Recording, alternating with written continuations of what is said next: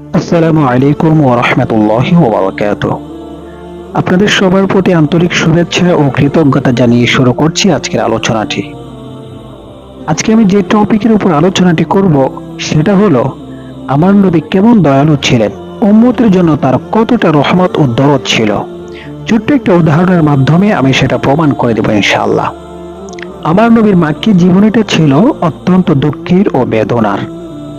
মক্কা জিন্দেগির 13টি বছর তিনি এতটা কষ্ট সহ্য করেছিলেন, এতটা দুঃখ সহ্য করেছিলেন, এতটা নির্যাতন সহ্য করেছিলেন যা বলার ভাষা রাখে না। কুফারে মক্কার কাফেররা আমার নবীকে সব সময় লাঞ্ছিত করত। কখনো বলতো সাহের, আবার কখনো বলতো কাহিন। কিন্তু আমার নবী সবকিছুই চোখ বুজে সহ্য করতেন, কখনোই প্রতিবাদ করতেন না। তো শেষমেশ তাদের জ্বালা নির্যাতন সহ্য করতে না পেরে তিনি আল্লাহর হুকুমে নিজের মাতৃভূমি মক্কা ত্যাগ করে মদিনায় হিজরত করলেন।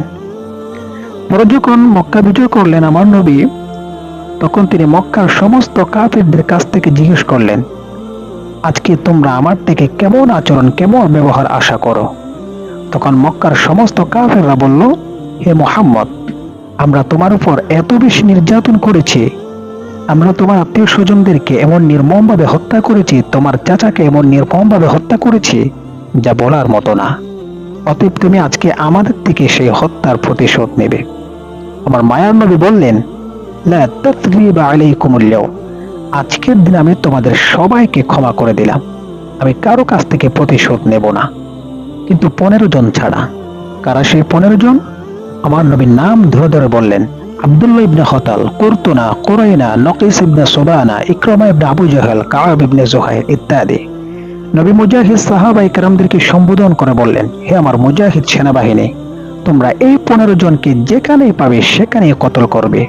আর ইসলামের চূড়ান্ত শত্রু, এদের সাথে কোনো আপোষ নেই, আমি এদেরকে মৃত্যুদণ্ড দিলাম।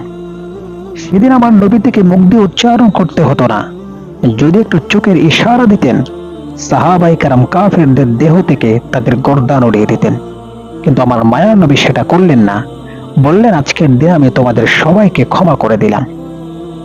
সর্বোচ্চ শক্তি থাকার পরেও শত্রুকে আঘাত না করে ক্ষমা করে দেয়া, এরকম নজির পৃথিবীতে দ্বিতীয় আরেকটা নেই।